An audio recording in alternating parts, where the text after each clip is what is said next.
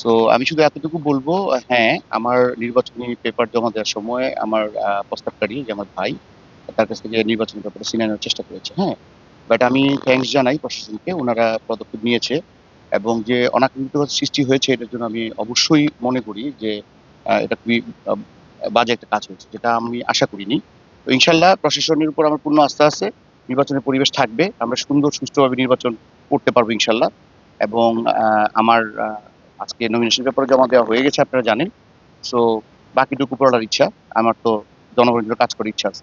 So আমার এলাকায় প্রথম যে প্রবলেমটা আমি দেখলাম যে আমাদের রাস্তাঘাটগুলো আরো ভালো প্রশস্ত করতে হবে। কারণ আমরা ২,৫০০ খুব কাছে একটি জায়গা, ২,৫০০ একটা ইন্ডাস্ট্রিয়াল জোন সবাই জানে। অথচ দেখেন গত ২৫ বছরও বানসারামপুরে একটা ইন্ডাস্ট্রি হয়নি। আমি নিজে আমার নিজের দুইটা ফ্যাক্টরি আছে, দুইটা ইন্ডাস্ট্রির মালিক আমি, টঙ্গী বিসিক এরিয়াতে। সো আমি আমি প্রথম শুরু করব হয়তো এখানে আমার নিজের উদ্যোগে ইন্ডাস্ট্রি করার। এবং গতানুগতিকভাবে আমার সাথে যারা আছে, আমার সহকর্মী বন্ধু বান্ধব যারা আছে, তারাও ইন্ডাস্ট্রি এখানে মুভ করতে চাচ্ছে। প্রাণ আরএফএলেরই যদি একটু সুযোগ করে দেয়, তারাও এখানে চলে আসতে পারবে। বড় বড় ইন্ডাস্ট্রি এখানে আসা খুব সুবিধাজনক। আপনি দেখেন বসুন্ধরা, আমাদের এই অঞ্চলের আরো বড় বড় ইন্ডাস্ট্রি, আপনার হচ্ছে শাহ আমানত শাহ, তারা সবাই এখানে ইন্ডাস্ট্রি করতে উৎসাহী, কিন্তু আমাদের রোড অন্যান্য ফেসিলিটির জন্য করতে পারছে না। আর সেকেন্ড যে জিনিসটা আমি অবশ্যই করবো সেটা হচ্ছে এডুকেশন।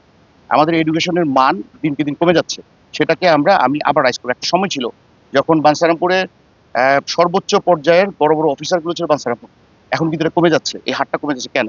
তার কারণ হচ্ছে আমি মনে করি যে আমাদের শিক্ষাটা প্রপার এখানে হচ্ছে না। ইনশাল্লাহ এটার ব্যাপারে আমি কাজ করবো।